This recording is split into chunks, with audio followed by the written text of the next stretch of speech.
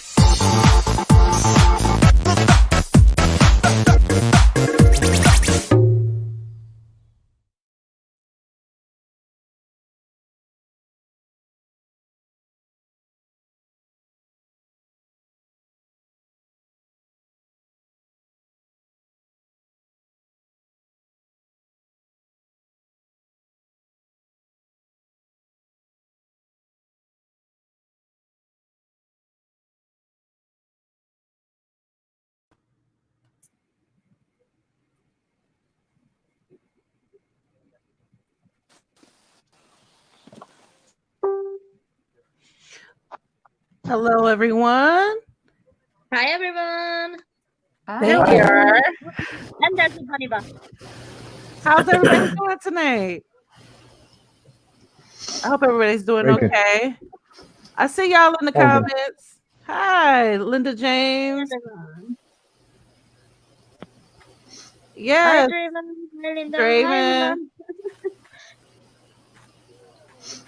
Draven said, "How does he fast forward?" Don't try to don't fast forward our intro. My phone. Shame on you. And then Linda says, "Hello, what's up?"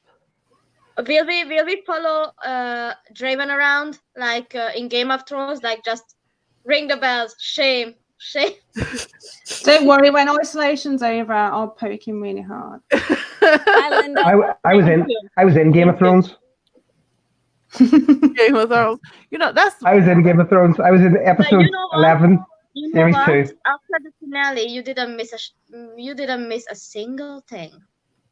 That finale ruined the entire series as it is. I heard that it was not good. I heard that they might be redoing it. No. Yeah, I read in the paper that they are considering redoing it. So I don't know. We'll see. Well, I was an extra on one of the ships, so it was cool. Oh, really? Anyway, that's awesome. Yeah, you can see me. I'm actually in the first scene of one of the episodes. Oh, nice. That is Series nice. 2, episode 11. I'm the guy scrubbing the deck. That's it. That's all I do. You didn't tell us we've got someone famous on tonight, Neil. I know. You're not that famous. we got someone from Game of Thrones, y'all. But seriously, I loved the series, but that like final season just buried it for me. I can never rewatch it. I can never mention it in a good light anymore. It's traumatic in a way. Like they just went and screwed it all up. Right. Well, I liked it. I thought it was cool. I like the dragons. Fuck yeah for the dragons, of course. I love the dragons. Everyone loves the dragons, especially asexuals. Asexuals have the dragons and the cakes. Screw y'all. You can have the sex. I have the dragons and the cakes. Is there something especially appealing to asexuals about dragons? Yeah, like it's a joke in the asexual community that you can either be a cake asexual or a dragon asexual, because because obviously we will always prefer food over sex, and then cake is just and then dragons are just cool, and gays have the unicorns, so we might as well have the dragons. That's more frightening though, isn't it? Yeah, I mean, there'd be less. I think there'd be less gay bashing if their emblem was a dragon.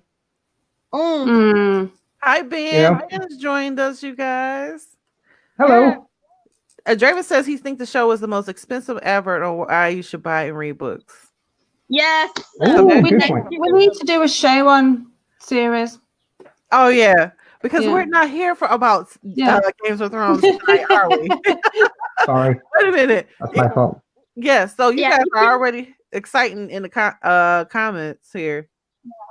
Y'all funny. Anyway, tonight If we you are want- here for our part 2 of activism, and you may have noticed that we did a little name change in the last couple of days. It's a slight name change, but we are dealing with the years of 2000 to 2015. So we got 15 years to cover, y'all. So we're gonna try to do that in an hour, and then try to hear from you guys in the last half hour. So I don't know. We can get started. I think we can start with which I do apologize. I am trying to bring up some of the newspapers. I was able to find some newspapers that start from 2000 that can kind of kick off the discussion here. This one here was a 2000 article, and we can put this in the comments. It talks about you could tell that this is the beginning of the child molestation cases coming out, where activists are now in the newspaper, and you can see this is a pretty big section here because just dedicated to the Jehovah's Witness reporting policy, and that was kicked off in the 2000s. And I thought that was interesting because I actually only came online. A lot of us, I don't know, I know Molly and I are new activists, but I don't know how long some of us have been online, but I don't know if we've been online since the 2000s. You know, when this first kicked off, I kind of thought that this was actually a new wave of activism in the last, I would say, since the Australian Royal Commission, but obviously it's not. Silent Lambs was one of the first. Really? Yeah, a website called Silent Lambs was set up. I've forgotten the chap's name, but he did a lot of stuff back in 2000, around 2000, 2003. I have a funny feeling your Lady Barbara Anderson was involved in that, but I could be wrong. I think so. I want to say, when I heard of Silent Lambs or the site, I want to say that I thought she was associated with the site or something. I think so. I could be wrong, but I think so. Yeah. So this one here I thought was really interesting. The headline is Church Elder Resigns to Protest in Action. I'm sorry. Church Elder resigns to protest inaction in pedophilia cases. And I don't know who this is here, but there is a you'll see, and this is another one that we'll put in the Glassroom discussion group. You can see this. It's a huge picture of him outside of the Kingdom Hall. That had to take guts, and he was an elder, you know. So again, this is the beginning of it.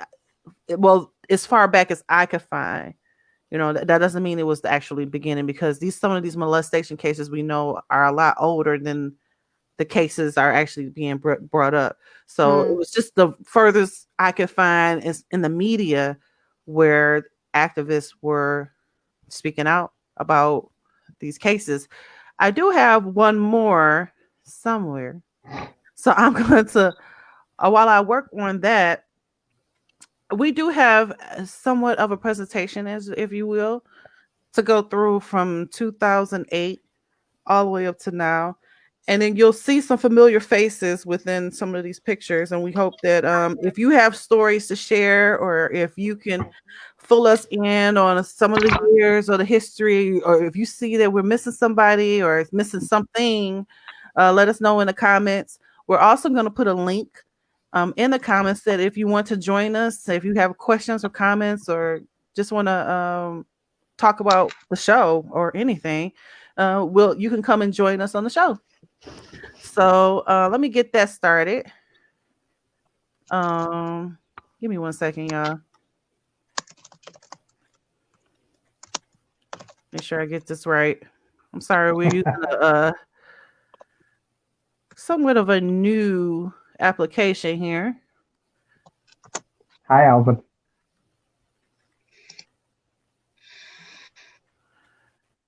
Subtitles for Northern Irish.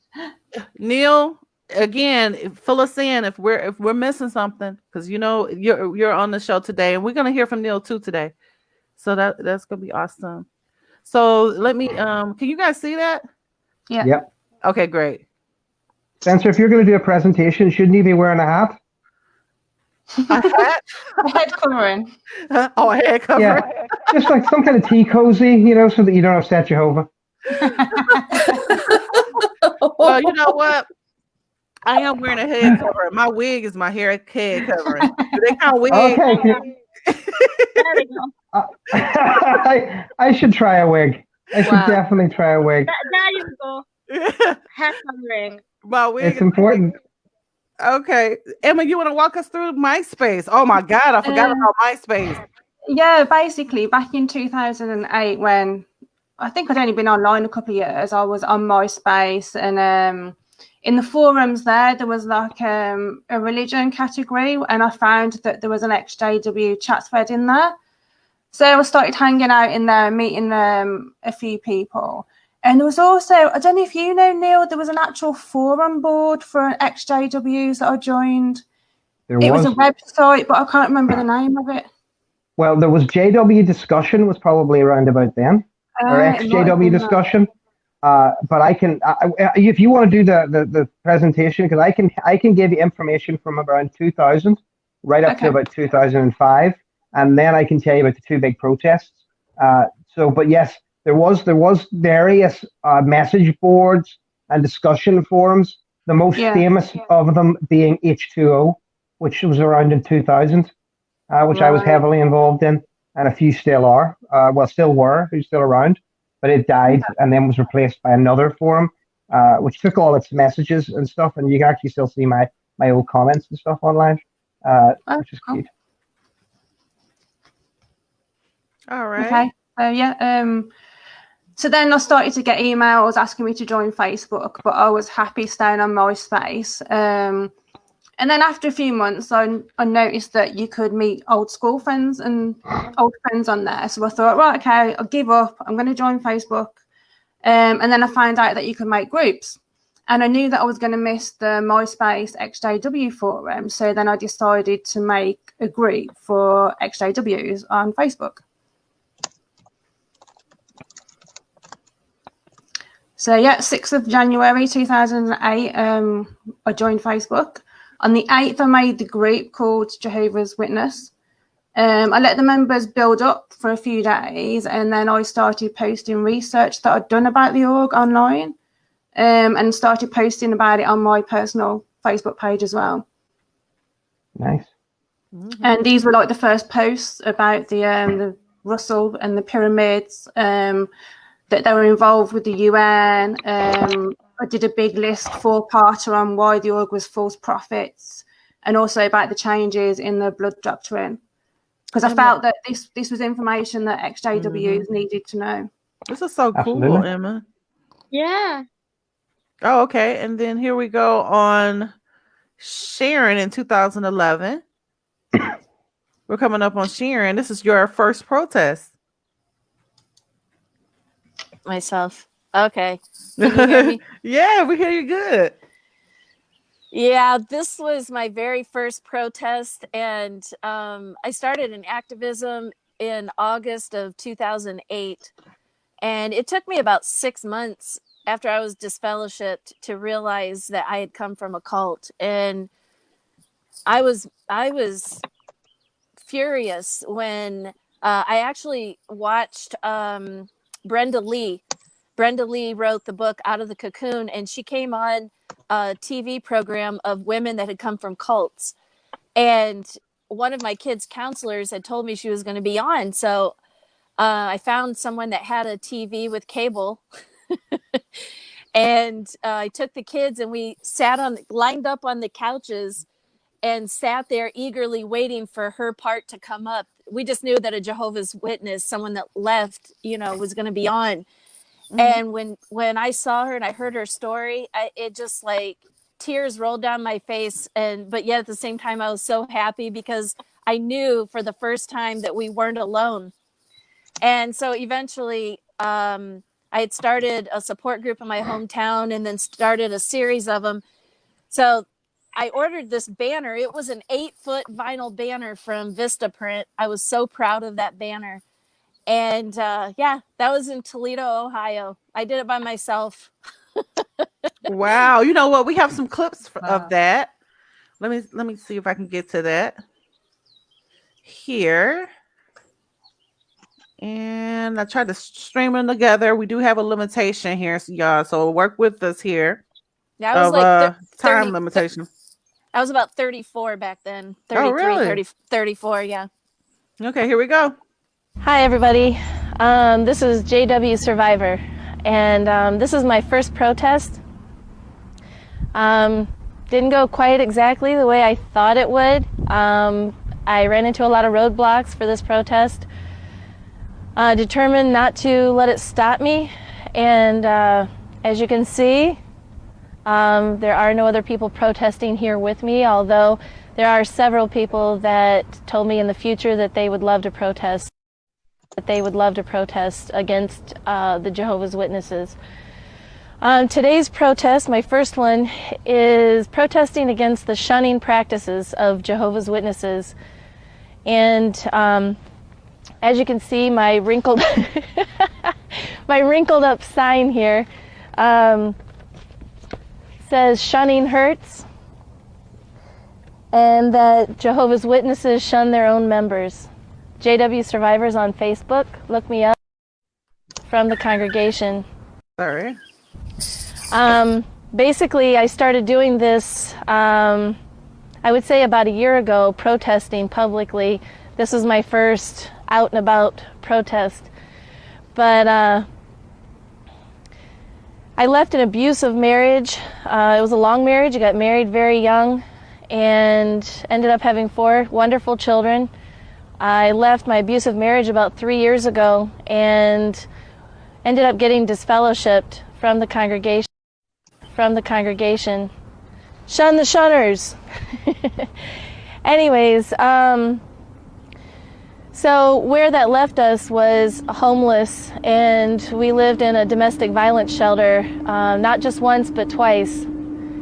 And from that experience, my heart goes out to people that are homeless. I'll be doing a protest at the time of the memorial, so which is April 17th. This is an international protest. I hope that everybody that can participate does. You know, whether you stand out, you know, on a public access with a banner or sign or what have you. Some people are even going to partake of the emblems. Wow, Sharon. Fabulous. Did you have on Right. did your shirt say JW Survivors?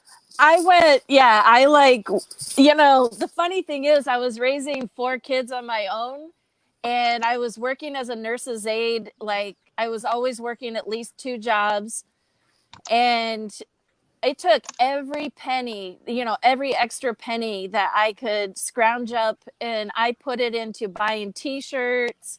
And when I would travel to another state and have a meetup group with a couple of people, I would, if I had an extra shirt, I would hand one out, and I had business cards and everything. As a matter of fact, me and Jada Buchanan, she was like, I'm sorry, I just love rehashing this stuff. But me and Jada went into the Seagate Center like a year after I did that protest. And we slipped in, we dressed up with sundresses on and book bags, and I had printed off these flyers and they were folded up. And she had a glue stick. And she went in, we took turns going into the stalls, and we had those flyers everywhere. They had so many boys sweeping the floors so nobody would pick up one of our flyers and read it.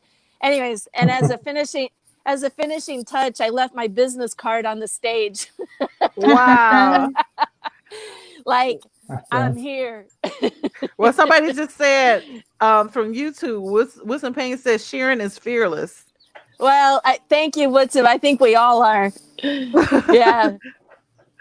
You are. And Winston Payne also says that he was homeless for 6 months after he left the cult.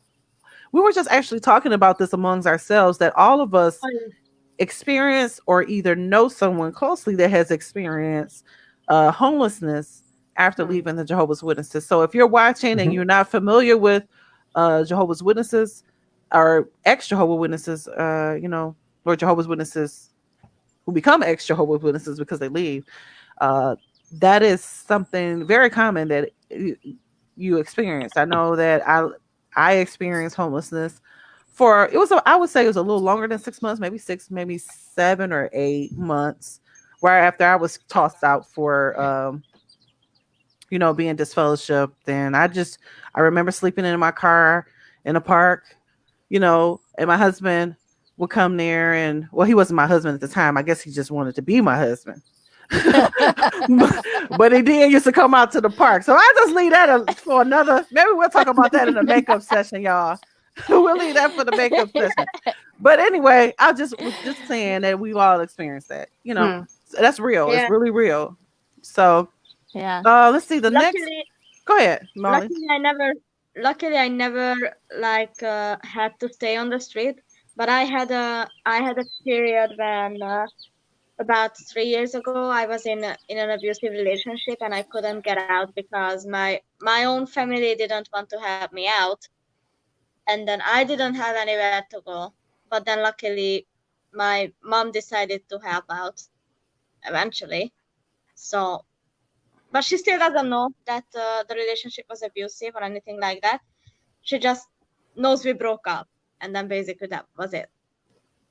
But that was a very, very stressful year in my life, and I realized that it's not going well and it's not healthy, the situation I'm in. All right. Well, thank you for sharing, Molly. And this is also in 2011. Is this a meetup? This actually, I'm the one in the light blue shirt at the end of the table next to the guy with the light blue shirt on. Yeah. And the guy at the end was Mike Hagee. And then the other guy beside me is John Tesh. And then that's Andre. I think his name is pronounced Arndt. And then the first chick there, that's Jada Buchanan. And she was like my cohort with protesting. We also, I'll tell you more about that, but we also went into a Detroit Kingdom Hall undercover. That was really fun. I'll talk about that sometime. But anyway, so this is actually, we were invited by the Michigan, Ohio Atheist Organization, which they were non-Jehovah's Witnesses. So it was really a great opportunity to tell our stories. So this was a panel of all ex-Jehovah's Witnesses, and we got to speak there. And that was Detroit in, I think, May of 2011. All right. Cool. And now we're moving up to 2014. This is when I started my actual proper physical activism. In 2014, I found out about the Watchtower Victims Memorial Day, and I do believe it had started the year before, where people go to the Kingdom Halls and leave posters, flowers, and basically it was in remembrance of people that have lost their lives to the Watchtower Society, child abuse victims, domestic violence victims.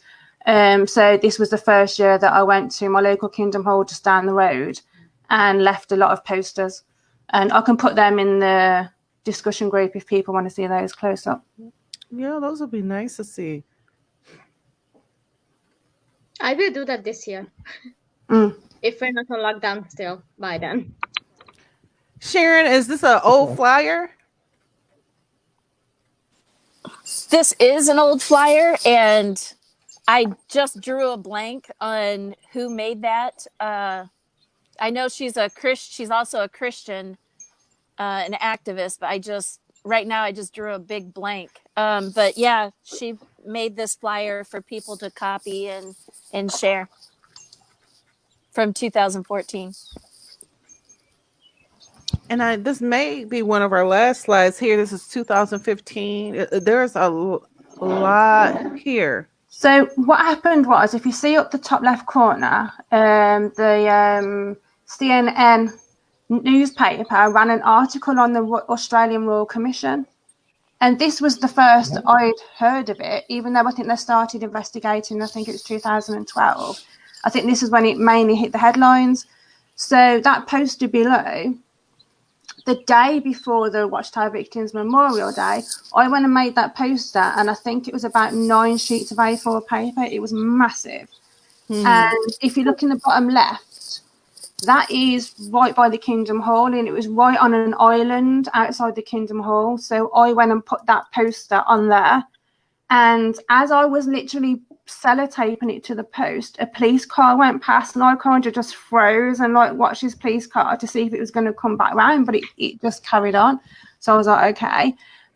So then the next day I went back and put all these posters on the Kingdom Hall fence.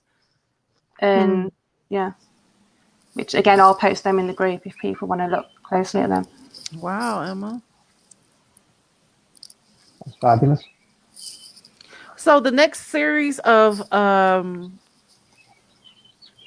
slides, we will be honoring other apostates, right, Sharon? Oh, do you know what we've missed off? The 2015. Yeah, this is Mr. Jim Jones. I mean, Mr. Jim Moon. I'm just kidding. That was a bad joke. Okay. And Jim actually, I thought he started the very first. I thought he started the very first Apostafest. But evidently he said he thought the very first Apostafest was in the UK in the 1990s. But anyways, I am familiar with Jim's barbecue. It used to be every July 4th. He ran it for like 10 years in Pennsylvania. And unfortunately, I did not get to attend that, but I know a lot of people have. And I guess he's, due to health reasons, he won't be continuing that Apostafest. This is in memory of Pernilla Risgaard. She is from Denmark. She was, and she actually was disfellowshipped, and her and her 2 children were completely shunned by their family and friends. And she actually is a renowned artist in Denmark. And like her work has been featured in news articles, and I mean, she really was awesome. And anyways, about a year ago or 2 years ago, Chessa was going to do a benefit at Christmas time for ExJW families, and she was looking for art donations. So, of course, I had been friends on and off with Pernilla for years online. So I looked her up, to connect with her. I thought sure she would donate something, and what I found was a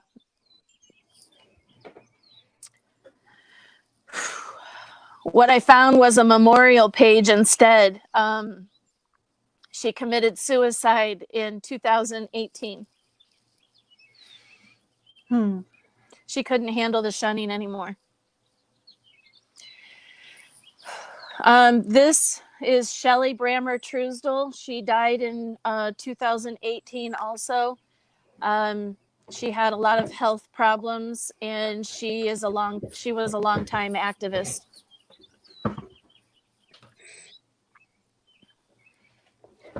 And most of us know Nancy Blumenthal. And know her well. Yeah, and Neil did a video remembering her, and she died in 2019 from health complications. So she also was involved with the VAA and participated in the protest in Warwick. Yes, she did. She was great. Neil, did you want to say anything about Nancy? No, Nancy was a lovely lady. I met her at work, and she had really bad health problems then. But she really worked her ass off that couple of days, and she was so kind and so generous. And she gave, she gave some money to help run the thing. You know, it was all she could. She gave everything she could. She was a lovely lady, and she when I first met her, she knew me. She remembered my kids' names from watching my YouTube videos. She had presents for my kids. You know, little bangle for my daughter, something for my wife, and a present for my dog, which we all brought home. And we were just gutted when she passed.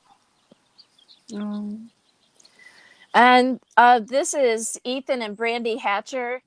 They run the Midwest Apostafest, Fest, and it's every August in Indiana if anybody wants to go. And just this last August, it was 6 years running.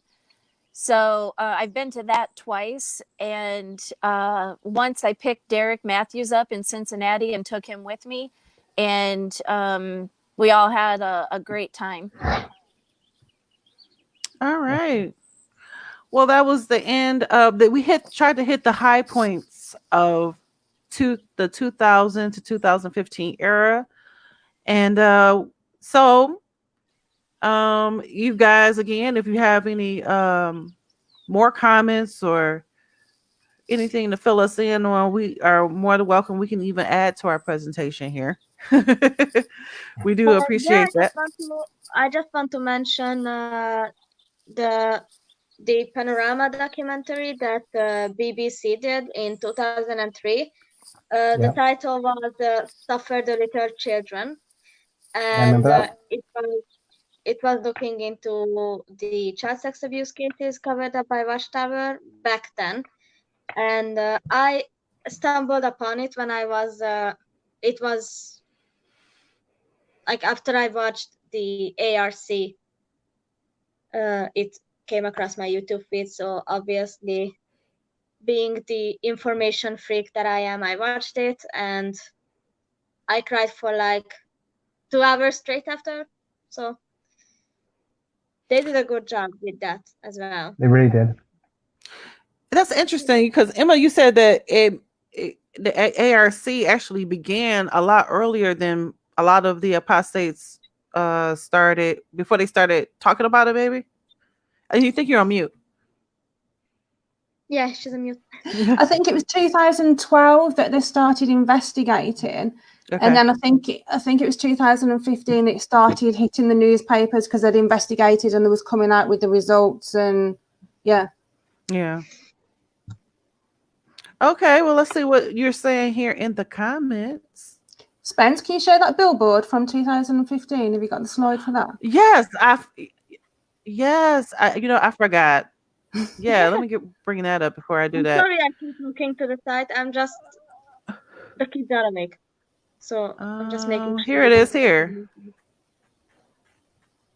Yeah, like I thought that was amazing. Like in 2015 in Texas, people on Reddit got together and put this billboard up in time for one of the big conventions. Reddit is a huge community. A huge community. I think there's like 47,000 or something in the ExJW forum. Yeah. Do you know when they began? I don't actually. I wonder how long they've had that. I've only recently got into Reddit. Same here. But there's a hell of a lot of PMOs on there. Yeah, it is. Mm-hmm. Okay, so yeah, we did lose Neil.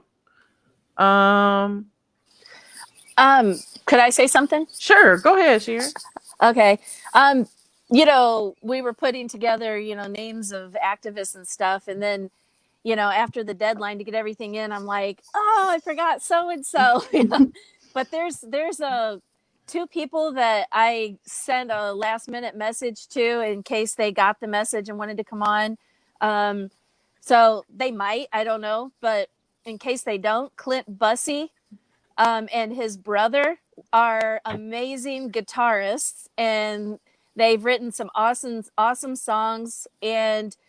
But they used to go in before it was ever popular, and they were going in and doing Kingdom Hall crashes and before it was popular. He was actually, I think Clint or his brother was like one of the first ones that I knew of to do that. And he kind of slowed up, like he's still around, but he's not, heavy into it. I think he focuses on his music more now. And then there's another one, Lee Hernandez, who used to go by Zeke Osborne back in the day. And he's in California. He actually used to, now I could be wrong, but this is what I remember. There was a Jehovah's Witness radio program in California about 10 or so years ago. And he would go on pretending he was a Jehovah's Witness and asking thought-provoking questions to draw them out. And yeah, like he's a super cool activist, but he too just started, focusing on his daughters and his family and, but I have a feeling he might get back into it before too long. And that's very important. That's one thing about activism that I'm learning very early is that self-care, I think we've mentioned this before, is very important. It's like on the airplane. If there is an issue with the airplane, you need to put on your mask first so that you can properly help others. Yeah, and I think many of the activists I feel like many activists see this as a competition to be like the biggest apostate and the number one apostate and the only full-time Jehovah's Witness activist and all that. And I'm like, okay. And yeah, fine. But I still have a full-time job to do because I don't really want to leech off of people. Like if my activism ever turns money, what I'm gonna do is invest it in more activism and share the bills. Like if I invest in paper for flyers, you will see the exact amount of money I spent and the exact amount of money you sent.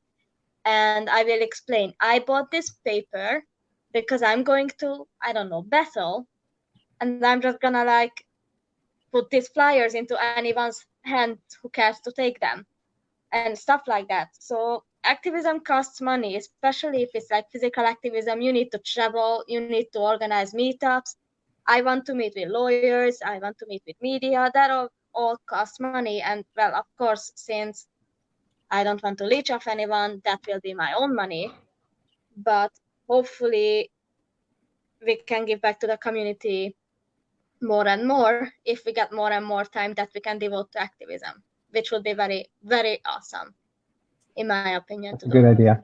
Yeah. So Neil, you've been in activism, and can I say that you're retired, or what do I say that you're? How do I put taking a break because I've got young kids. Yes. Okay. So I mean, I'm taking a break. Taking a break. Can you give us some fill us in on some of the stuff that we had today, and maybe even tell us, Molly and I just started maybe 2.5 years ago. Some advice. I started last fall. So last fall. Okay. So 2 years for me, last fall for her. Okay, I'll be delighted. So I can tell you as far as I go back. So I left the Witnesses when I was 25. I'm now 45, so I left 20 years ago. And that was just around year 2000, 2001. And the reason I left was because I left home. I was late to leave home, but not for Jehovah's Witness guy who wasn't married. But so I left home, and I got the internet for the first time. It was dial-up internet, real slow. Oh yeah. And so the first two things I looked at being a 25-year-old were like pixelated boobs, obviously. I'm sorry, it's true. And the second thing I did is because I was still, I thought of myself as a good Jehovah's Witness boy. I typed in Jehovah's Witnesses, and the first place I came to was a chat forum that was known as H2O. I don't know where that name came from. That's what it was called. And so H2O, which later became ExJW discussion, I believe, but it was H2O back in my day. And literally, I came onto the forum, and I thought, great, this is maybe an opportunity for me to meet a woman. Get married. And of course, my first reaction when I saw these people posting stuff was, these are all apostates. This is ridiculous. And I was really offended. And they were saying mean things about the elders and mean things about the governing. How dare you talk about the governing body? That was my first post. That's my first ever online post in my life, was a comment, and it was called Letter to Farkle. Because one of the lead guys on that forum was a guy called Farkle. He's since passed away about 8 years ago, I believe. And Farkle was a really good apostate online when it was just really kicking off online. And he was very funny, very witty, and said mean things. And my letter was, "How dare you say this?" And I said, we're right about blood. We're right about this. What do you think you're doing? And of course, everyone laughed at me, made fun. And somebody said, "Listen, you need to read a book. Have you read Raymond Franz's book at least?" And I'm like, "What?" And then I knew the name Franz. I didn't really, know which one was which. And I was like, "Well, yeah, of course I've read their books. I get them from the Kingdom Hall." And they said, "No, you idiot. He wrote a book. He left the witnesses." And I'm like, "What? A member of the governing body left the witnesses? No way. I couldn't be true." Yes, it was. So they told me about this, and I went on to Amazon, and this was back when Amazon sold like 3,000 things. And I ordered. They didn't even have a co.uk.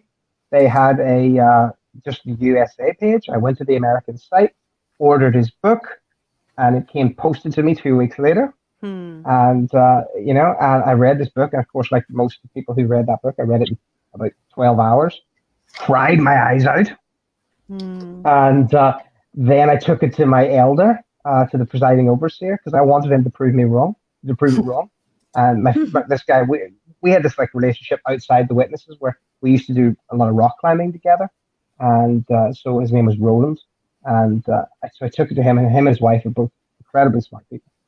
And I said, "Listen, I'm so sorry. I've read this apostate material. I don't know what to do." And they said, "Neil, we're really disappointed. But we consider you like a son to us," because they only had one daughter. They said, "You're like a son to us. So we're going to read this book, and we're going to help you out, tell you where you went wrong." Thank God I can go back to, it's actually, it wasn't long before that. I'd been a regular auxiliary pioneer. I really believed it. And I came back 2 days later, and it was his wife, Vera, who spoke. And she was like quite unassuming. She wouldn't talk a lot. And she said, "Neil, it's all a lie." And I said, "Brilliant. It's a lie. Great. Well, where's the lie?" And she went, "No, the Jehovah's Witnesses is a lie. We're leaving." Wow. And I was like, "Oh, crap." And that was the presiding overseer of the Kingdom Hall. And then, so he went on, because he was a real devout guy. And it tends to be, if the more devout you are, the more devout you are when you leave too. If you know what I mean, you become much more of an apostate if you were a true believer. And so that was what they just started telling everyone. So about 5 whole families left my Kingdom Hall. My parents eventually did too, and it was called the pre-apostasy of Northern Ireland at the time. They ended up shipping in extra people from England, families from England. Witnesses in the Kingdom Hall weren't allowed to talk about it anymore, and they still cross the road when they see me because they still live in the same town. And that was how I left and how I got involved. And so that was the beginning of activism for me. I believe there was an ExJW group back in I think they're called Usenet groups of the very beginning of sort of the internet proper. And that's what ExJW came from. But that's where I came from. And so I stayed with that for about 2.5 years. And I didn't do any activism other than talk to ex-Jehovah's Witnesses online. And I talked to various people, my family and stuff. Eventually managed to get my mum and dad to leave too. And my brother left as well. He lives in Australia now. Wow. And grows flowers for a living. So that's nice. Then I met my lovely wife, Linda. We got married, and as you do, have 2 kids. And I thought nothing more about the Jehovah's Witnesses till around, I think, 2000, and I want to say 8 or 9. And then what happened then? Yeah, but 9, yeah, 2009. And then what happened then is I had, because the economy had gone so bad, I had taken a job. I'd got pretty badly hurt in the job, and I was sitting at home on sick, and I was miserable and depressed and sad. And I got thinking about the Jehovah's Witnesses and how much it screwed me up. And again, I went back online, and I decided, you know what I'm going to do? I found actually John Cedars, his YouTube channel, and he was on Facebook a lot of the time. And I spoke to him, and I made a video about my story as a Jehovah's Witness, and he publicized it. And suddenly I went and had this YouTube channel all of a sudden, and it was just called Neil Gardner initially. And I got a couple of hundred views, and for some reason, a lot of the Americans tended to like the channel. For some reason, I don't know why that was. More so than British people, although plenty of British people enjoyed it too. And then I made another video, and then it became kind of addictive because we were like, oh wow, we got 300 views with this one. The next one was 500. The next one was 700. And then suddenly I was getting videos, putting videos out and getting 30,000 views. Wow. And that was class. And then because of that, then I started getting, I got an opportunity to be on a New York radio station called Showcane Radio, and that's still up on my YouTube channel. So that was really cool. And then later on, I got introduced to the guys of the VAA, or the Vast Apostate Army, and the guys and girls, and they sort of welcomed me and said hi. And that was like a loose affiliation of people who did YouTubing, and talked about it. And so I fitted in quite well because I'm a bit of a bullshitter.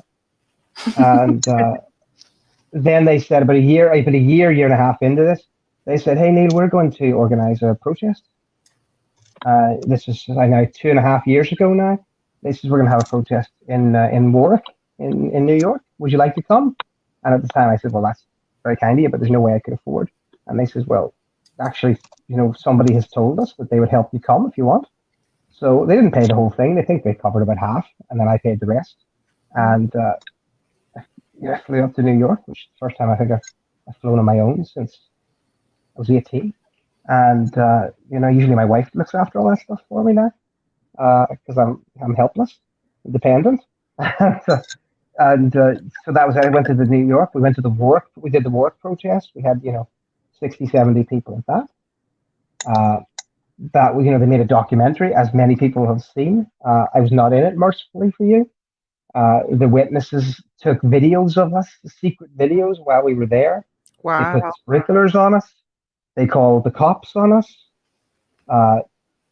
Somebody else called the cops on us, I think, an ExJW called the cops on us. It all worked out quite well, though. It was great fun, and we had some fantastic evenings. To be honest with you, knocking on people's doors again and warning them about a cult in their neighborhood was not my idea of fun.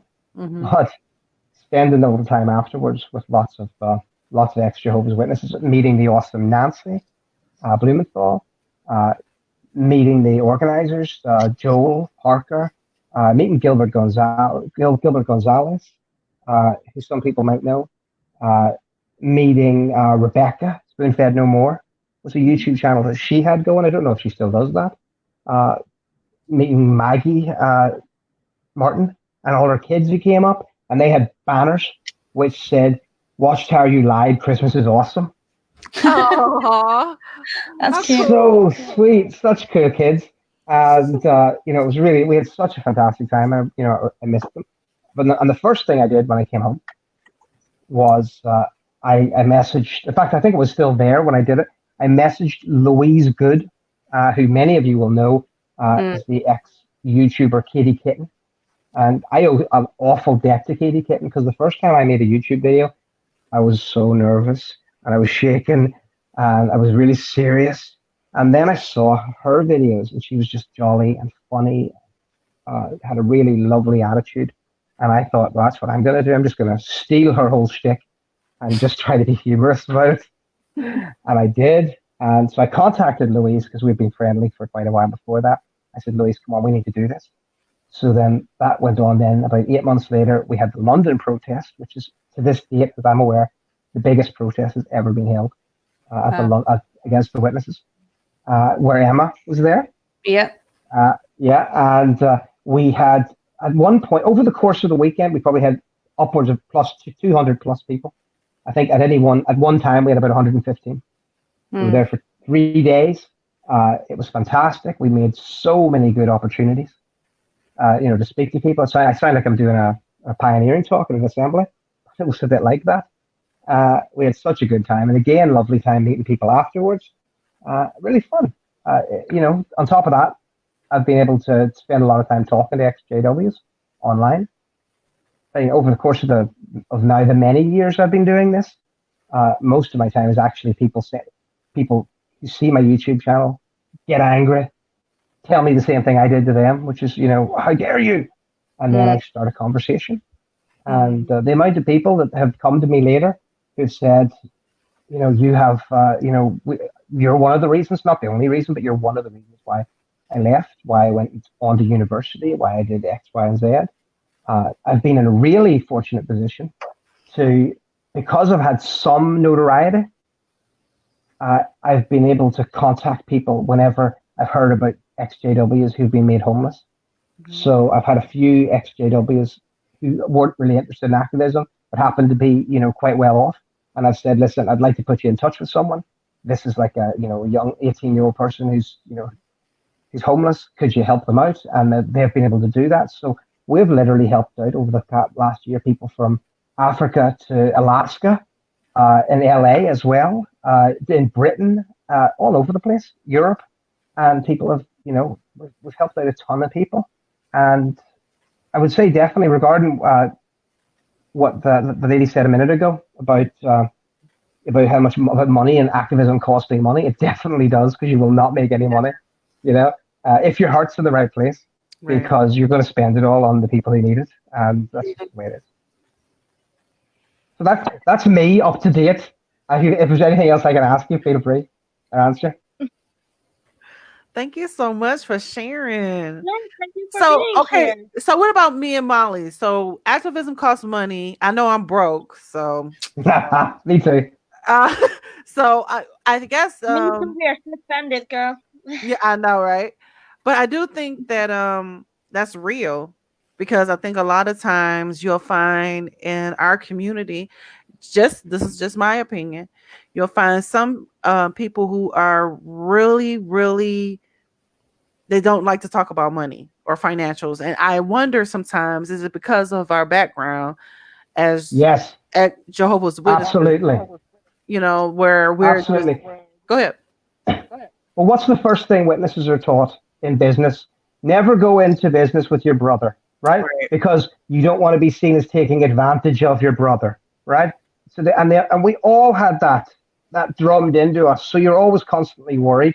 And I think that is a real hangover for ExJW, because I can tell you from my experience in all the events I've had, I've been involved in, and all the things in anything I've done, there's always been an ExJW to be critical and ask about the money.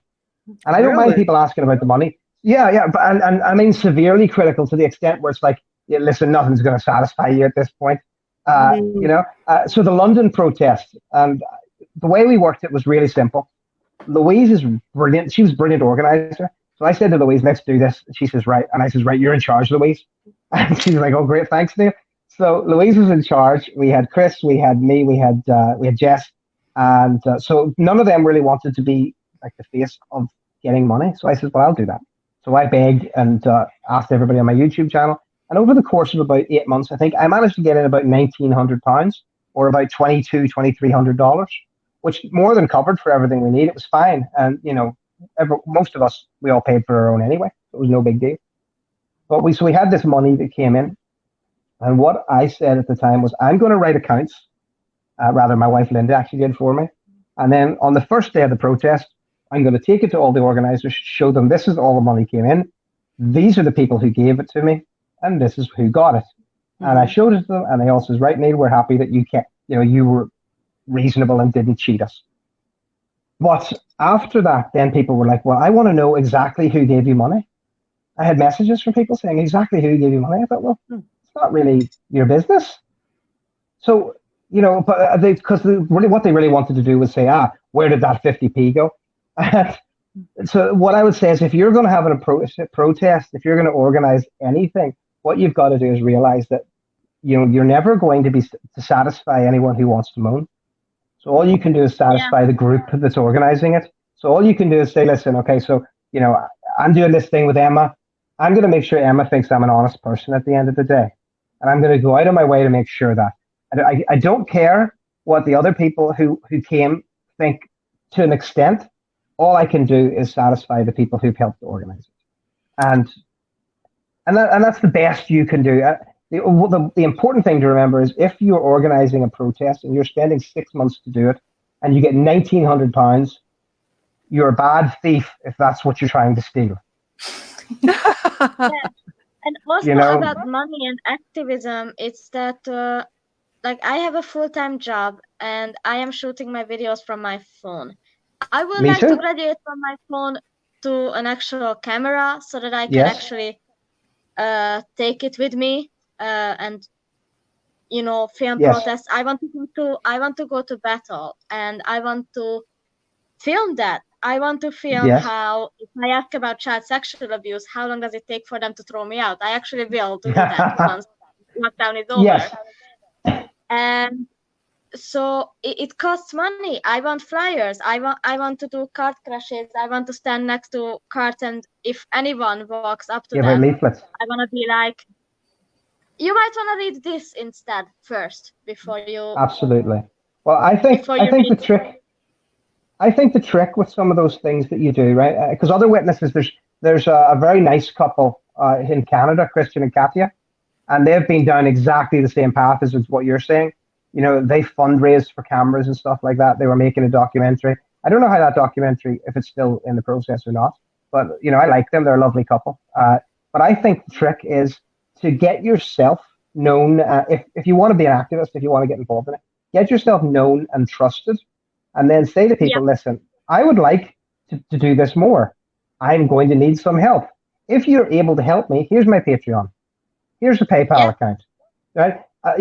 Don't worry about necessarily, saying, I need it because I'm buying these leaflets. Just say, listen, I'm going to do activism. If you want to support what I do, thank you very much. And leave it at that. And don't, because we witnesses, we ex-witnesses. See, I still say we witnesses. Mm-hmm. But we ex-witnesses were still ingrained with this stuff, and people are still going to look at you and go, you didn't need that kind of camera, did you? That's a very expensive camera you got. Right. Is this really about you? What kind of paper did you use for your printer? That's very good quality paper. And, if you just, like, you know what? If you're not interested, thanks. Awesome. That's why we have to be careful, too. I would say if you're a new person and you're watching, even in our community, sometimes we can have a Jehovah's Witness attitude. And I say this as a born-in Jehovah's Witness. You think everybody is a friend. You think everybody is honest. You think everybody is, because that's what they sold us, a dream when we were in the org. Yes. Everybody was honest and everybody had your best interest at heart. And then all of a sudden you start seeing these watchtowers like Neil was mentioning, like, well, you can't trust everybody. Don't do business with everybody and that sort of thing. It's because people were getting burnt. So in the ex-Jehovah's Witness community, you have to be careful. Like you said, you want to make sure that you are giving your money to activists who are transparent, and don't have a problem giving an accounting if you ask. And then, like you said, there are some people that are just never going to be satisfied. I mean, if you're on Twitter, definitely. You see some of the I would say the activists with larger platforms that they are constantly hounded about their money activities and their financial activities and that sort of thing. But I would say in response to that the reaction of some of these activists has some room for improvement, because if you are getting mad because people are asking you about it, case in point, activists, it's been a trend on YouTube to make a video about the watch lately. I would say not lately. Is that, trends come and go. But for a minute, it was trending on YouTube with ex-Jehovah's Witness social media to make a video about the Watchtower's lack of transparency and financial accounting. That's all fine and good. But in the same token, you cannot then in turn lack transparency. If you can call out the Watchtower, people can call you out too. Yeah, absolutely. If you you're absolutely right. That's a good point. Yeah. But at the same time, like you said, there are some people who are distrustful, but I would challenge those people who are just consistently distrustful of Patreon. You have to realize that not only does activism cost money, that sort of thing. Everybody, it's business and everything. I challenge those people to think about whether or not if they challenge the Watchtower as much as they're challenging ex-Jehovah's Witness activists who are actually trying to help. Were you the Watchtower when you were sitting in the chair about their financial accounting and asking about what they were spending money on? No, you were not. So I don't know why then you would come with the same vigor towards extra activists who you don't know, that you automatically are suspicious of because of your hurt of the Watchtower. And that hurt from the Watchtower is not fair to then shift that hurt onto honest activists who are trying to help. I think at the True, same absolutely time, true. I think at the same time that, you know, the saying, you know, balance in everything.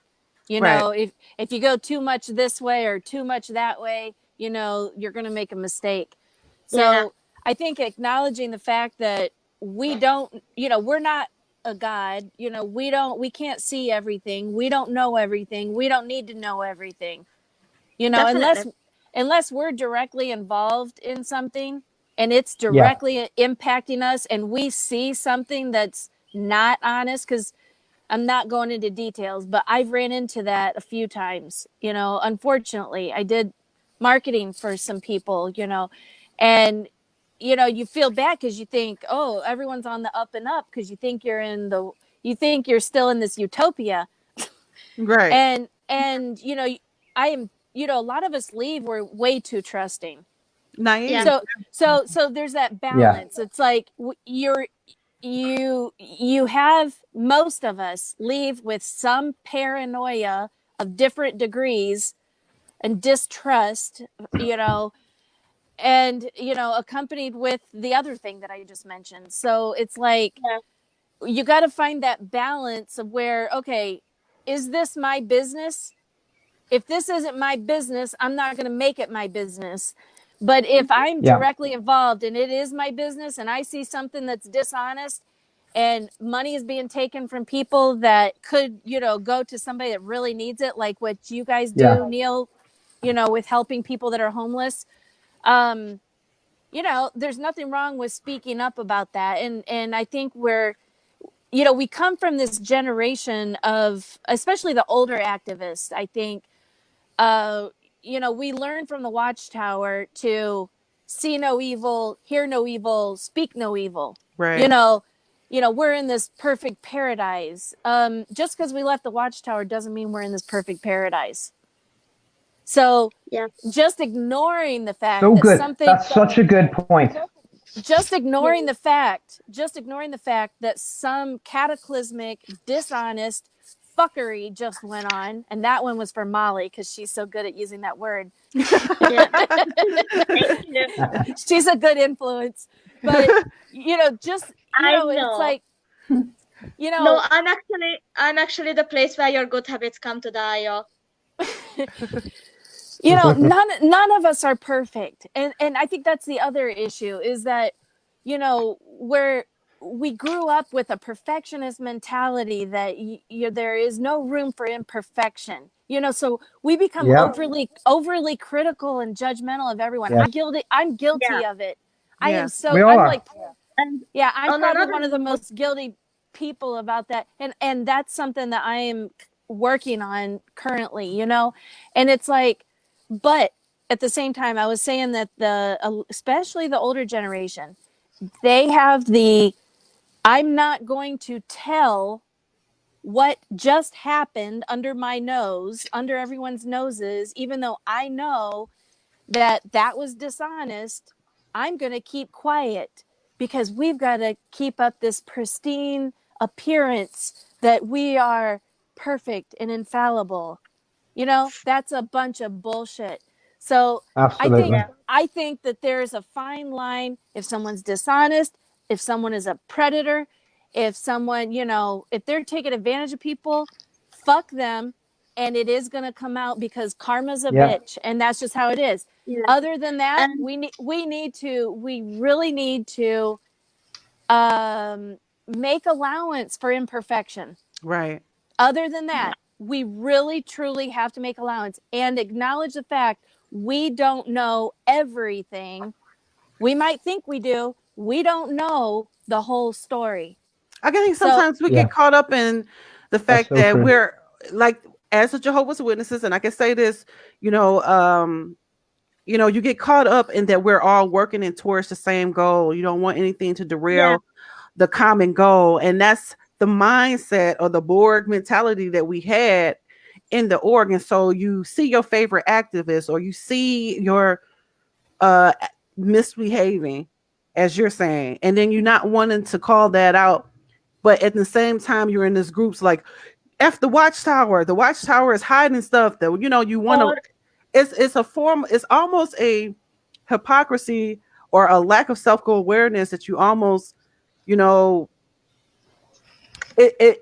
as you said, Sharon. I'll just say this. It is, when you see wrongdoing, you should call it out.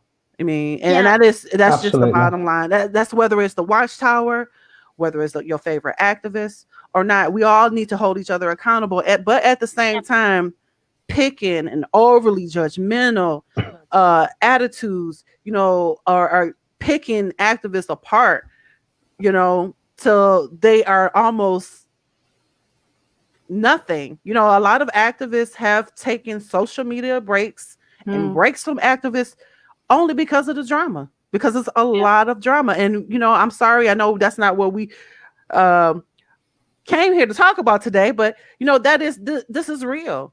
It's a real part of activism. And if you're entering into activism, it's something that you need to know. I mean, it's not all, walking around with signs and, taking down the Watchtower. There is a lot of stuff that goes on behind the scenes. Well, go ahead, Molly. Oh, go ahead. I think it's worth saying. Neil. No, I was just going to say, I think it's one. Oh, sorry. Okay.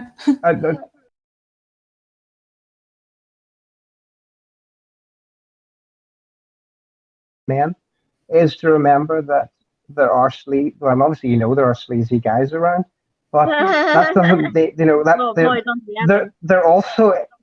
there are also sleazy ex-Jehovah's Witnesses around. So there are people who, if you go to the trouble and say, I'm going to set up a fantastic protest, which I hope you all do, that'd be brilliant.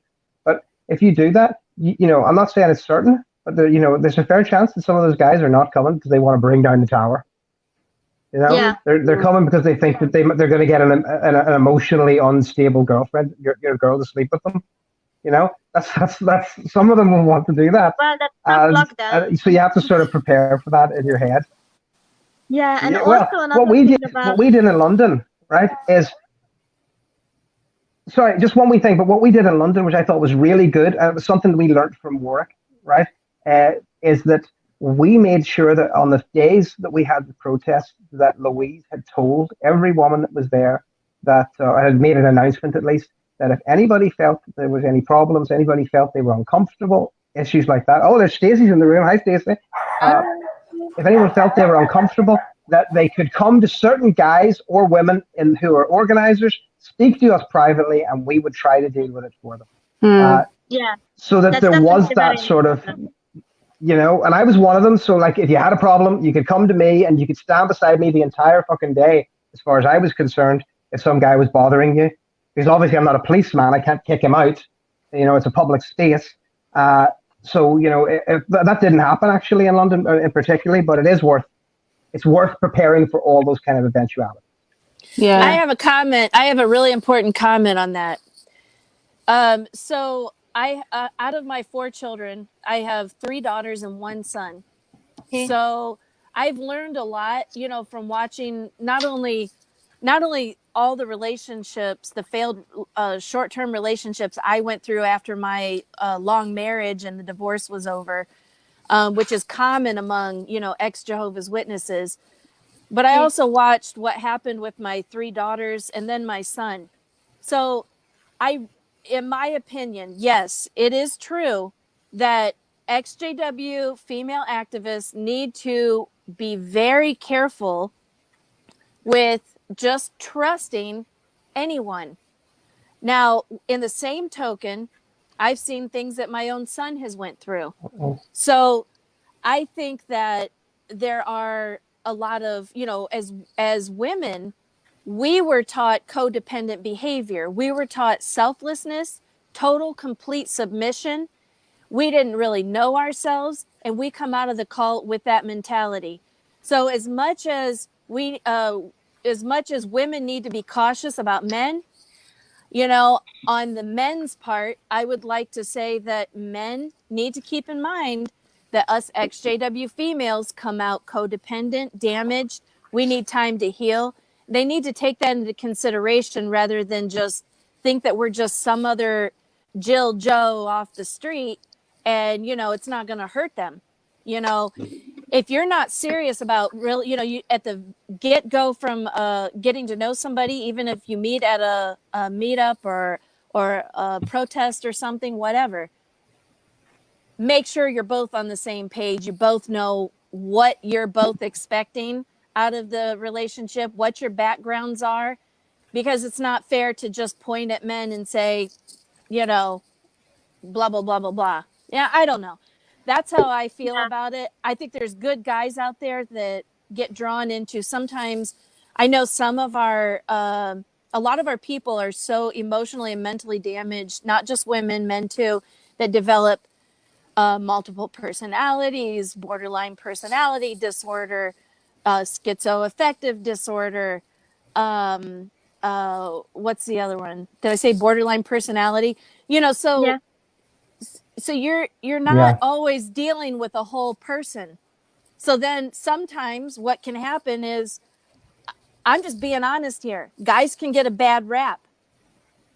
They can get a bad rap in our activist community, and they didn't realize what they were completely walking into. So I'm just trying to look at it a little bit balanced, from both sides. That's my Definitely. opinion. But also about activism, Oh, it's good. important That's to nice. also realize that it takes a lot of time. Like, not only like my YouTube videos are not edited because first of all, I suck at editing. Second of all, I wouldn't have the time after a full-time job to do that. But I follow other activists who actually come from, like, say, photography backgrounds or IT backgrounds. And we just have been talking with us, I believe Spencer and Emma the other day about this, that for some activists, like, and he's not an ExJW activist, he's just an activist in general. I would like to mention Mr. Atheist here, who actually did a few YouTube videos detailing how his time goes during the day, how he records a video, how he takes care of his camera, how he goes to his studio, how he has to maintain his studio, how he has to edit everything, and how he has to make sure that it's uploaded, and how YouTube actually he checked the YouTube algorithm, and atheist content gets demonetized on YouTube, even if there isn't any F-bombs in it, even if there's no nudity in it, even if there's no mention of anything explicit in it, they still get demonetized because it says atheist or something like that. And so he has a Patreon, he has Cash App and Venmo and all that stuff, but he tries to make it through YouTube alone, but obviously all the gadgets you need and all the stuff that you need to edit a video and all that time you need to invest, like it's crazy, and it's a crazy long process. So yes, some activists do deserve that trust and that level that they can be full-time with it. Not everyone, because, like, for me to be full-time, that would be foolish. I don't edit my videos. I don't spend like 10 hours in front of the computer editing a 1 hour long video. So obviously I'm not talking about myself, but those activists actually demonstrate that they do backbreaking work to travel, to go to protest, organize meetups, organize help for others, like working with humanitarian organizations and all that. It takes a lot of time and effort and money, like phone bills, travel bills, electricity bills, if your computer is running all day processing the shit you are doing. So also people have to consider that side, because if you expect good, high quality, edited, funny, witty, well written content, that will take a lot of time. And I think everyone here on this panel can attest to that it takes a shit ton of time out of your day, your life, and your routine to do that. Well, there's one other thing as well that I would like to mention, if I may. And to me, it's probably one of the most important things about doing activism. I know Emma will have experienced this. I don't know if you other ladies have, but and hello, Victoria. It's lovely to hear you. If you put yourself up above the parapet, right, you're going to get hit, and you're not always going to like what you get. So a lot of the time, you're going to get, like, for instance, one of the reasons that I have such fond memories of Nancy Blumenthal is because people were joking with me, and they said, Neil, this must be very strange for you at work, because people are just coming up to you going, oh, I know you, as if you're like some kind of little minor celebrity. And as soon as I got out of the car, and we were just joked about this, Nancy came up to me and said, it's Neil, how's Linda and your kids, Daniel and Emily, and your dog Cinnamon? And then she just threw a big hug into me. And I was like, oh my God. And it was so embarrassing, but pleasant and sweet. And I got that, and that was wonderful. And everybody who does activism should experience that. It's awesome. But what you'll also get is you'll get people who'll hate you for no reason, and that's fine. Moving on. I'm a prick. Lots of people hate me for good reason. So you can hate me for no reason too. But what you'll also get, and you should be prepared for it when you do activism, and you should prepare for how you're going to deal with it, is you will get many, many people telling you that they're going to kill themselves. You will get people who are mentally ill. So I can tell you now, I had, in the years that I've done this, I had one ex-Jehovah's Witness sent me very detailed messages about how he's going to kill his Jehovah's Witness wife. Really, in-depth stuff. So much so that I ended up, because he'd given me a lot of his personal information, and it was so much so that I ended up actually phoning the police, because I was so convinced that this was happening imminently. And the police went and got him, and he was actually committed. He was committed to asylum, or whatever they call it now, mental hospital. And Emma, he's a guy from your area. We probably know the same guy, actually. The guy who thinks he's Jesus. Yeah. You know that guy? Yes. Yeah, I won't mention his name, but I know exactly who you're talking about. It's a sad case. I know activists who've reached out. Yeah, so that's one of them, right? Yeah. I've had an American down Kingdom Halls, and he was just wanting my.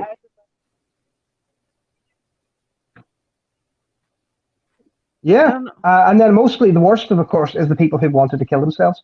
And I can tell you, there's been, in the last 3-4 years, there's been probably 4 occasions when I've been up in the middle of the night phoning up some very suspicious American sheriff's department, explaining to them about a lady or a man who lives in their area who's told me they're going to kill themselves. And then, of course, the police from my town come to me to see if I'm just some idiot making up stories, and I have to show them all these suicide notes that I've got. So you have to be prepared for that stuff, because anyone who's doing it's coming your way.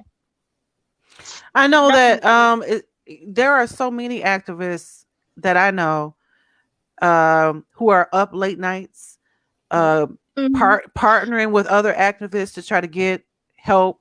So what Neil is describing is is part of activism. It's not just making YouTube videos and giving talks.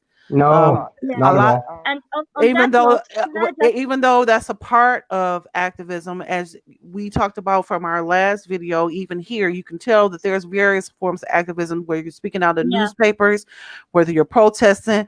YouTube videos are a part of it, but sometimes YouTube videos, we can get almost caught into, dare I say, a cult following where we're preaching to the choir and we're not helping too many people out on the outside to bring people in. So not slamming YouTube videos. I think they are important. Obviously, we're recording a YouTube video now.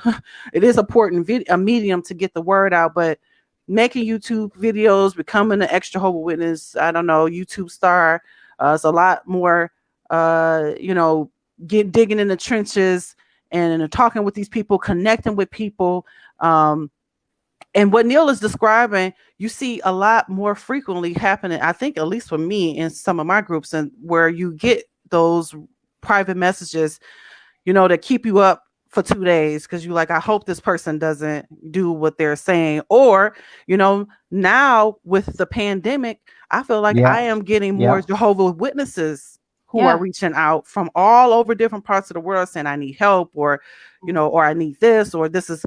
I had a Jehovah's Witness just 2 weeks ago just told me that they wanted to commit suicide. And this is a person that I know is a stone cold Jehovah's Witness, not an apostate, not thinking about leaving, just, I guess in a moment, just felt a lot of pressure, a lot of weight. And then you think to yourself, what do you do? So, I mean, there's another side of activism, a lot of different sides actually to activism, other than, the main things that we see, that's, that you can see on TV or that you can see on the YouTube or, If I can add to that, it's that some activists that I had experience with, like personally,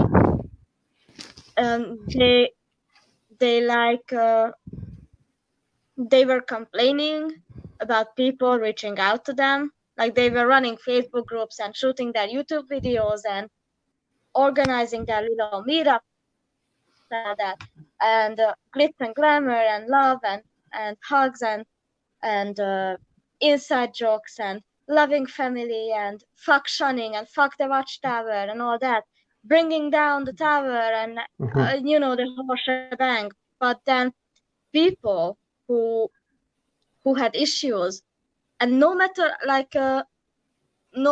what, like some people's mental state can be so easily affected that even some days I am like that. One bad word can totally just smash me over the head like a sledgehammer, and all day I will be like going crazy over it.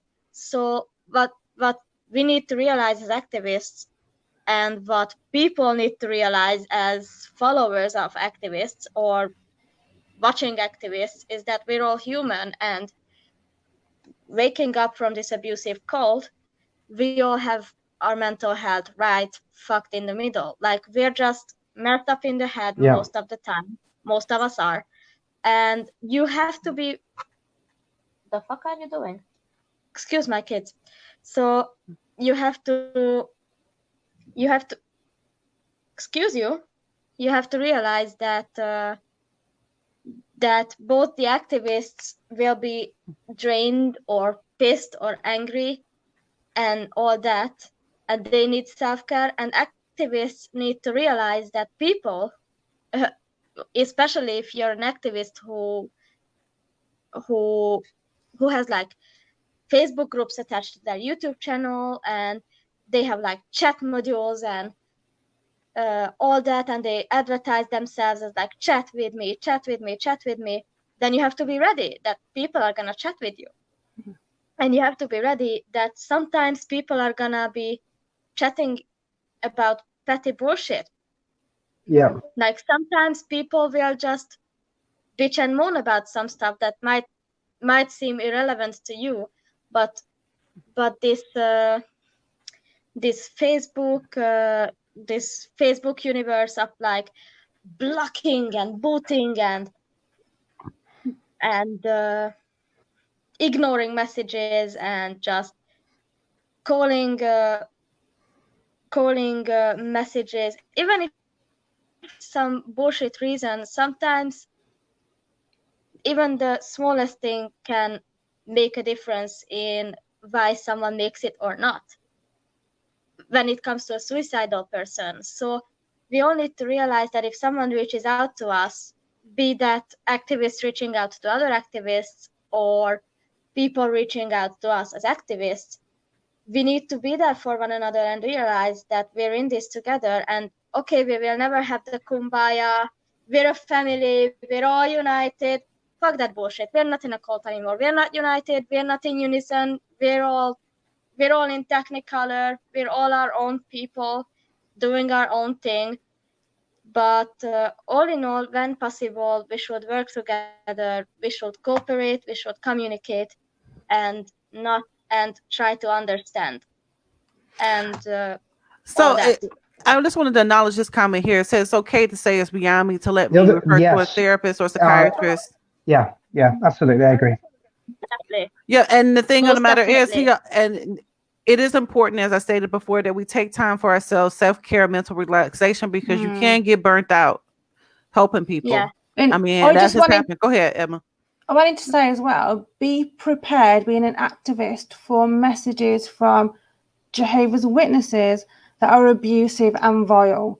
You would be surprised what messages you will get from Jehovah's Witnesses. It will shock you at first, but I get messages where they're literally like, hello, bitch, blah, blah, blah. And like, just full of like, I'm just like, who are you? I was just I'll go and look on the profile and find out JW.org. They're there at the Kingdom Hall. And I'm like, Emma, I was just telling you today I just got threatened in another group. I PM Emma like I'm sick of this shit. I just got threatened to get my head cut off in one of the groups by one of the Jehovah's Witnesses. And as a matter of fact, I just want to say that Emma is actually doing a video that will give you a little insight. And I told you I'm gonna submit some of my receipts too. So if any of you guys who are in some of the Jehovah's Witness groups, like Emma and I, and speaking to Jehovah's Witnesses regularly, you already know. So if you have screenshots or crazy screenshots or anything like that, make sure you submit it to Emma. She's doing a video that's coming up so that she can put some of this on blast. Go ahead. I mentioned in a JW group that my local Kingdom Hall was up for sale. And he said, if you don't stop talking that bullshit, I will find you and put a bullet between your eyes. The fuck? Right. I mean, honestly, the and other day... are you that stupid that you're going to say that on Facebook as well? Like, really? You're going to threaten me like that on Facebook? Victoria says the problem with activism is that you can burn yourself out. It's not always possible to keep giving of yourself. Just do what you comfortably can and not at the expense of your own sanity and family life. Adrian said, I had an ex-Jehovah's Witness follow me home after doing a live stream car crash. Groupies. Okay.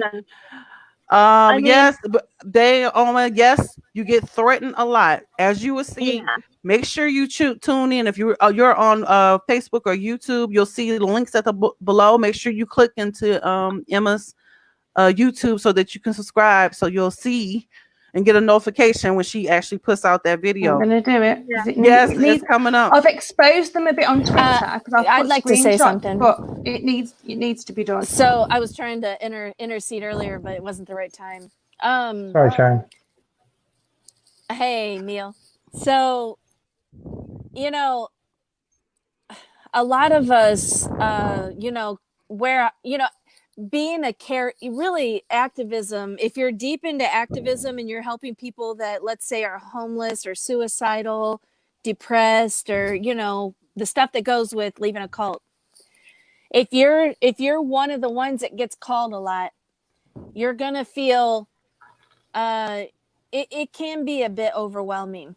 And the self-care is so important that, people keep commenting about, like, but at the same time, it's like, as a caregiver, I also work in the healthcare field. So all around, whether I'm at work or I'm at home, I'm 24/7 doing caregiving. And when I had my kids at home, I was a caregiver and an activist. I was doing it all. So I did get burned out. But one thing that you guys were talking about that, it really made me stop and think, it really did hurt me. Recently, we had lost an activist, and what people don't know is what we do behind the scenes. I don't go out there and shout out, hey, I was worried about so-and-so for 12 hours and I had to call the cops so they could crawl in through the fucking window and check and make sure that this person was still alive. I didn't do it once. Yeah. I did it more than once. And a lot of us did. And we don't need to name names, but I'm sure, Neil, you know who I'm talking about. And Yeah. it's like, not only that, but I do some Reiki. So I do like deep meditation and that type of thing to dispel anxiety.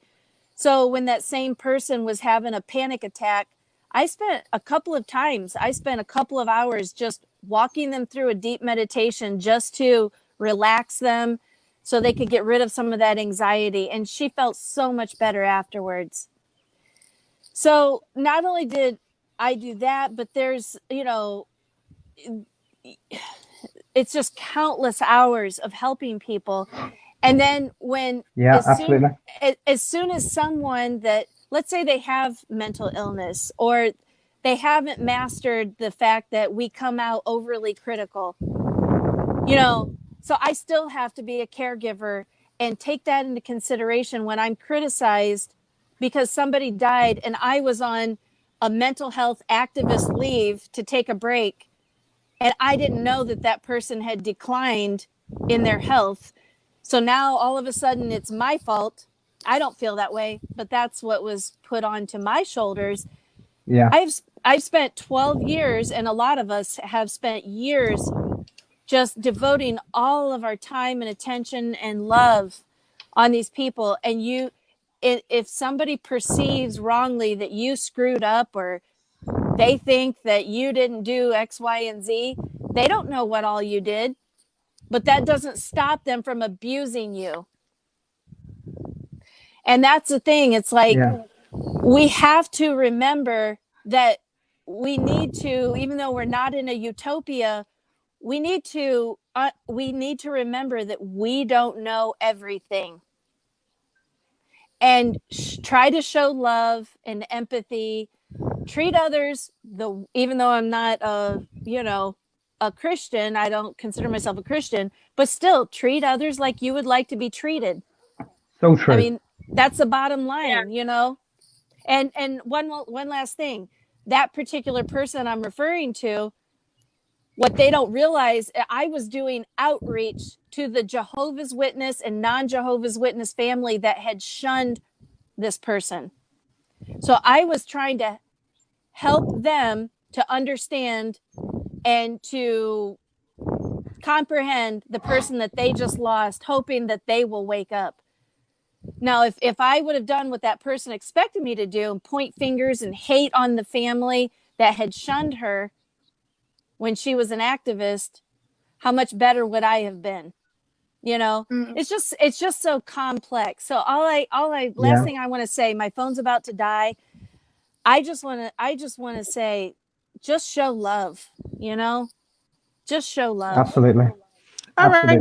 Go ahead, Neil. I want you, we have, I think we got all the comments today. Why don't you go ahead and close us out? Well, that last comment you made about just showing love is exactly the same as that. What I was going to say, and this is the hardest thing for activists to do, and I've noticed over the last probably 5 years or so, or certainly 3 or 4 years, it's gotten harder. And that is to remember that the only thing that activists have in common is we all used to be dumb enough to be in a cult. That's it. That's all it is, And you might make friends, and I've been so lucky to make people that I could meet ExJW that I consider good friends. I've met them in person, I met them online, and we're not only friends because because we like each other. We're friends because we agree with lots of different things together.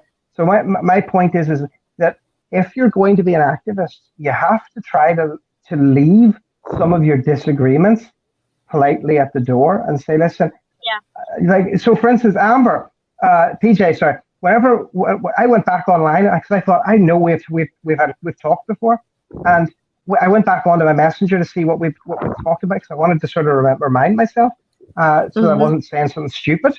And you and I had a really long conversation about abortion, right? And we completely disagree. Yeah. But the fact is, because I'm as right wing, I'm so right wing, that it's just the way I am. But the point is, that doesn't stop me from helping a homeless trans ex-Jehovah's Witness. It didn't stop me because they were an ex-Jehovah's Witness. So that's what I tried to do, because that's the game I'm in, if you like, trying to help ex-Jehovah's Witnesses. So, but you have to leave all that. You have to leave all that disagreement at the door and say, listen, that person might disagree with them on a ton of things, but if our heart's in the right place on this, let's get together. And Louise Good and I are a great example of that. We disagree on everything, but I love that lady, and we had the biggest protest in history together. And we argue. Well, if we discussed it, we would argue terribly, but we don't, because we like each other. That's what you should do, And more love. another thing you can do for yourself as an activist, and when you leave the JW stuff, is make friends who are free from that. Make friends who are not activists.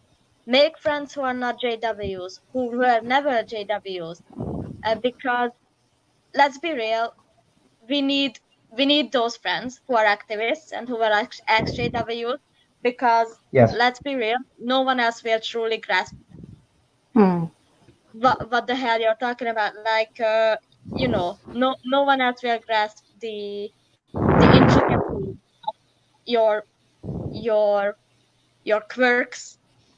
Yes. Should I say, like, I get so irked by certain words. I hate the word sister, brother. I hate being I hate being called a family by people who don't know me personally. Like, no, we're not family. You have never had one private conversation with me. We might be in the same, like, I don't know, apartment block, or the same city, or the same office building, but we ain't no family, okay? Like, and that's just some stuff that only those can understand, like you guys, who experience the brainwashing and how these words are used to weaponize you, and how these words are weaponized against you. So make friends who are ex-JWs, make friends who are ex-JWs and activists, and make friends who are totally not connected to the ex-JW stuff. That's a really good point. Yeah. That's good advice. So thank you so much, you guys, for everybody that joined us tonight. I just want to let you know that in addition to Emma's video, look out for that, that we are the Glass Table. Our next video, you'll know about it because we'll notify you, right? I think it is next Sunday, around the same time. And what we're going to do is bring you up to date from 2015 to recent activism. So if you are an activist and you're on the line with us today, whether you're on Facebook or YouTube, reach out to any of the activists that you see here on the panel here. If you have stories or your activism you want to submit, or since you know that we're covering those years, you might want to make sure. I think we lost. There he is. Sorry. No, that's okay. Bad connection. You might want to share some of your stories or any pictures or anything that you might have to contribute, or you might even want to come on and join us on the panel. And hopefully we've got Kim and Mikey. Yes. Because they captured a headphones wire, so they've had to wait on Amazon delivering that. So hopefully we've got Kim and Mikey. Yes. And hopefully we've got Stacey joining us to tell us about her activism as well. So. Love her. Yes. And thank you. I just want to say thank you so much, Neil, for joining us. I know it was short notice. Thank you so much for the advice. It was great to hear your stories. Walking down memory lane with us. Thank you for listening. Thank you so much. And again, thank you so much for you guys for joining us. If you don't forget to subscribe to our YouTube channel and click for notifications of when we will go live next. I think we are pretty consistent with the Sunday, so you can pretty much bet on the Sunday, but you might want to check the time in your area. Thank you and goodbye. Bye.